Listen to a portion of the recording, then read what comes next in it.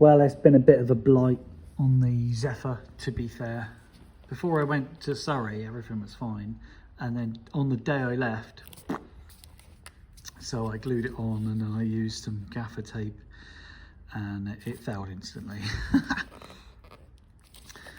Age. So, behind here is a knot, 14mm. Let me show you what I have to deal with. Okay. So, you see the little knot I've undone? And then the wires for the indicator just kind of like got that little hole there. But because there's a lot of, I'm trying to pull on it, they come up here. So, there we are. Because a lot of, oh, they don't seem to want to go down through that hole. I'm not sure what the problem is. So all I can do is really just yank on them and hope that there they go. Let's put some light on the subject. How I'm going to get the replacement wires up through that little hole is beyond me. I'm actually worried I'm not going to be able to do it.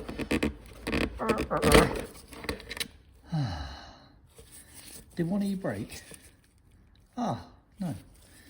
And I'm going to need that nut to reattach the new indicator, and I should be able to push that out. Or pull it out. Yeah. Okay, what we're going to do with this? I'm going to salvage this section and the lens and the bulb so that they don't have to go into landfill, but this part and the wiring can get in the sea. I thought I had a box around here with Zephyr parts in it, but maybe not. I have to go looking for So a little bit of searching and my box of lamps. So what I've been doing is I've been sitting on the side of eBay waiting for really tidy lamps to come up.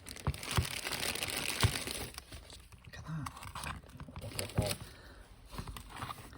Spot the difference.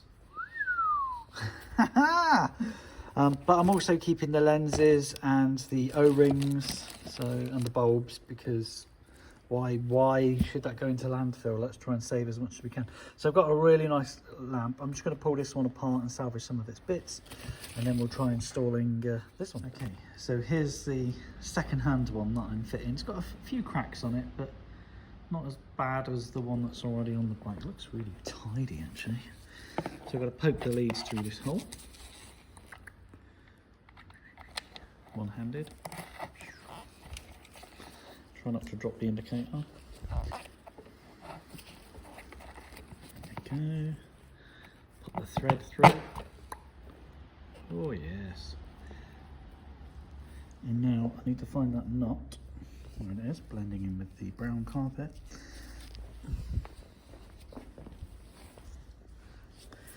Pass it over the wires and then screw it in.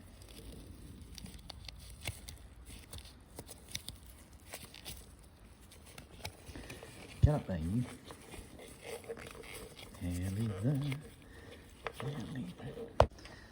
Before I tighten it up, I just want to make sure that the indicator's nicely aligned. It's 14mm.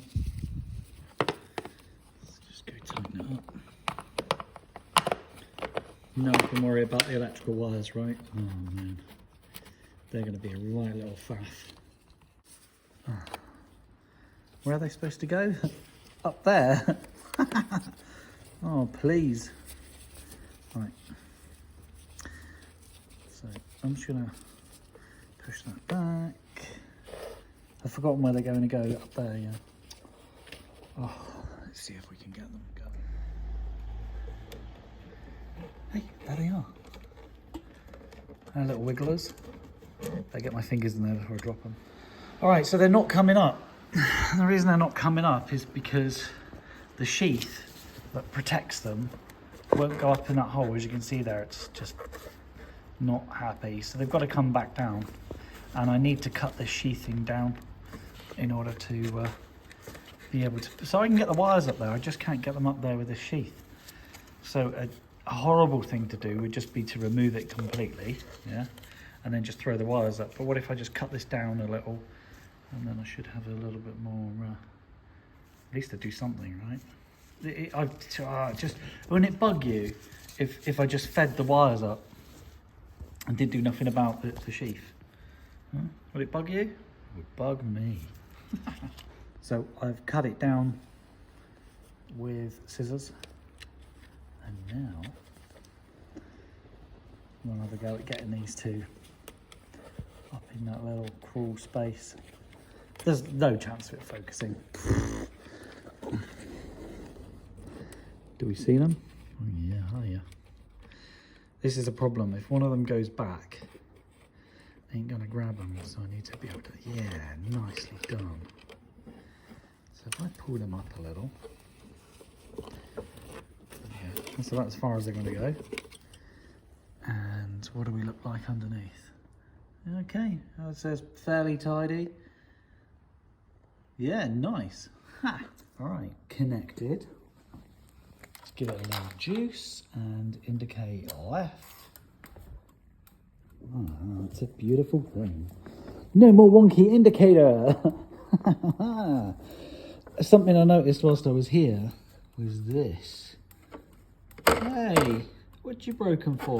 So I need to undo that and make a repair here. Oh, so good. Very cool. I like it. Oh, by the way, the tank's on. All right. Tank's on, side panels, seat. What we're missing here is some fork seals and an ability to filter the air for the carbs. Apart from that, everything's looking real nice for an old bike. And yeah, I've about a 2-week wait before I can get any sort of filter. What I'm going for is some flat stainless steel filters that are flat. They're going to fit in this gap, hopefully, and that's going to give me enough time, because they're cheap. That's going to give me enough time to see if I can find a more affordable set of rubbers that can go between the airbox and the carbs, which are just hellishly expensive at the moment. So 4 filters, like 11 quid from China, supposedly. How long they last, different matter. These probably do a better job, who's to say? Okay. I've also been putting together a box of bits for the Zephyr. So I'm collecting lots of parts that are either doubled up, left over, extra fuse boxes, and everything that I can think of as a little, not a parting gift, but just a box of things. Maybe it is a parting gift, you just never know, do you?